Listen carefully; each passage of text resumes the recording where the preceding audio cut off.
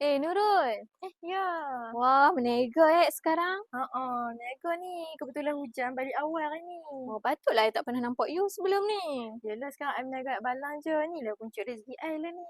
Oh, you jual ayak je. Tak penat ke benda sama hari-hari? Orang nampak je kami buat ayak Balang hak sama setiap hari. Tapi bukan senang tau. Bukan guna serbuk ayak ke? Mesti rasa sama je kan semua. Betul, dulu memang guna serbuk minuman tu. Tapi susah lah nak kena ejas bagai silap bancuh kena buang. Rugilah. Tapi lah ni dah ada dah produk. Senang bancuh, rasa pun sedap. Weh, I ingat bancuh ikut sukatan siap. Rupanya susah juga tu. Ni kebetulan tadi ada lebih sikit you rasa lah ni ayak jagung ni tadi. Sedap gila. Ni ke serbuk yang you kata you guna tu? Ni lah je dengan bantuan serbuk Mukmin ni, pelanggan memang duk cari je lah yang Balang I. Ni I respect gila kat you. I ingat ni hujan-hujan macam ni. Ayak Balang you tak laku rupanya habis awal tu.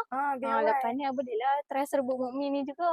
nak senang, you pergi beli dekat Beg Kuning Depot. Ada 18 pilihan perisa. Lepas tu macam you tak berniaga kan, boleh beli pack kecil bancuh dekat rumah. Tapi jangan lupa you follow, like, komen dengan share kat kawan-kawan you yang lain. Okay? Boleh-boleh. Okay.